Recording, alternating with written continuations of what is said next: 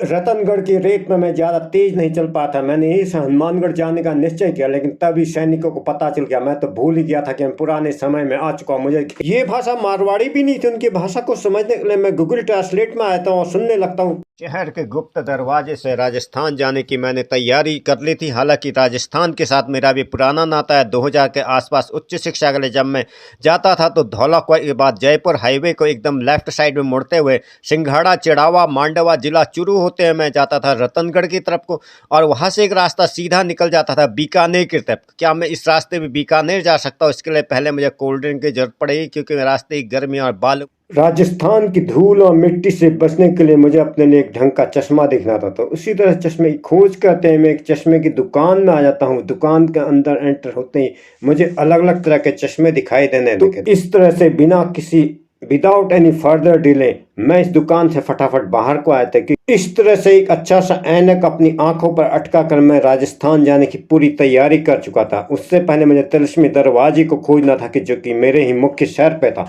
मैं इस सड़क को पार करते हुए उसी तिलस्मी दरवाजे की तरफ आगे बढ़ते हुए आ रहा था।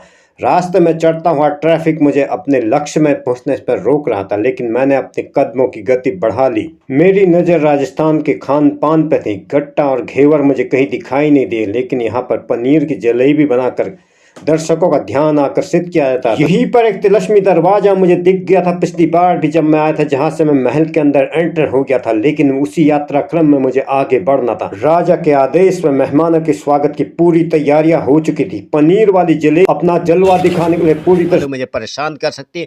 यहाँ बड़ी बड़ी अट्टालिकाओं के शब्द चित्र है, जिसमें मुझे अलग अलग किलों के दर्शन हो जाते हैं। क्या सैनिक मुझे अंदर घुसने देंगे? तो इसी बात को पहले मुझे अच्छी तरह देख लेना था। मैं एक एक महल के सामने आ जाता हूँ। तभी एक तिलस्मी ताकत मुझे किले के अंदर खींच लाती है। बहुत सारे सैनिक मुझे देख लेते हैं। मैं जस्ट ब्लॉगिंग ही कर, मैं तो भूल ही गया था इस जादुई दरवाजे से मैं राजा और महाराजा के समय में आ चुका था। मोबाइल उनके लिए अजूबा। मेरे हाथ में मोबाइल देखकर सैनिक लोग दोबारा अपने दुर्ग पे छिप गए। उन्हें लगा कि ये कुछ तोप का हथगोला फेंकने वाला नया उपकरण है। सैनिक को धोखा देने के लिए मैंने कपड़े बदल लिए थे, लेकिन फिर भी वो मुझे पहचान लेता और यहाँ मेरी सिट्टी पिट्टी गुम हो। उसके बाद कहानी में नया ट्विस्ट आता है। मेरे समर्थन में कुछ पर्यटक आ जाते।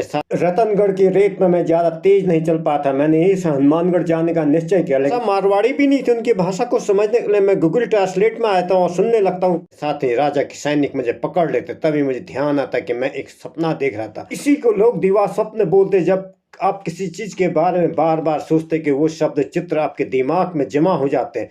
फिलहाल मैंने मोबाइल चार्जिंग पर लगाया हुआ था, पूरी तरह चार्ज हो चुका था। मैं समय देखने के लिए अपना चश्मा निकाल लेता हूँ कि बिना चश्मे के तो मोबाइल दिखता ही नहीं।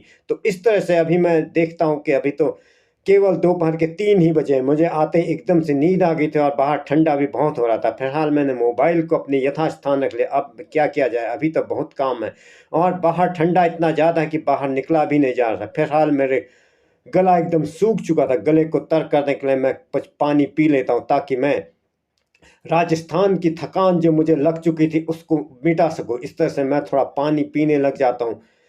बाहर की ठंडी हवा मुझे राजस्थान की गर्म हवा की अपेक्षा काफ़ी सुकून दे रही थी, और बिस्तर मेरा इतना गर्म हो चुका था कि मुझे उस राजस्थान की गर्मी ने मेरे बिस्तर को एकदम गर्म कर दिया था। इस तरह से मैं अपने टोपी लगा लेता हूँ ताकि बाहर की ठंडी हवा से बच सकूँ। बाहर का दरवाज़ा एकदम खुला हुआ था। किसी भी यूट्यूब इन्फ्लुएंसर अथवा सोशल मीडिया इन्फ्लुएंसर के लिए सबसे बड़ा टास्क होता है अगला एपिसोड किस टॉपिक बनाया जाए तो बनाया जाए क्या।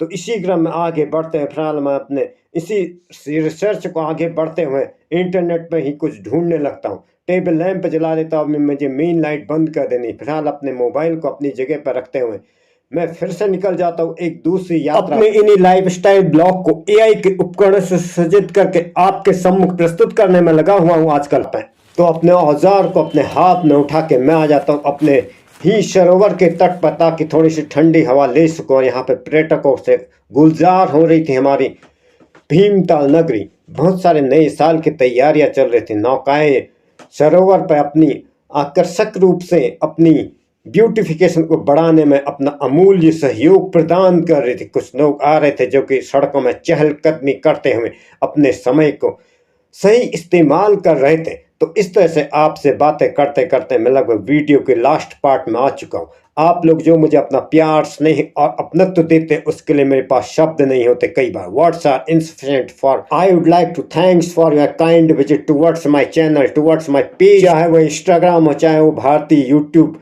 ऑटोप्ले हो, जिस भी माध्यम से मैं आप तक रूबरू हो पाता हूँ। आप सभी लोग तन्मयता से मुझे देखते हैं और मुझे अपना प्यार, स्नेह और अपनत्व देते हैं, उसके लिए एक बार फिर से आप सभी का धन्यवाद। इन सुरम्यवादी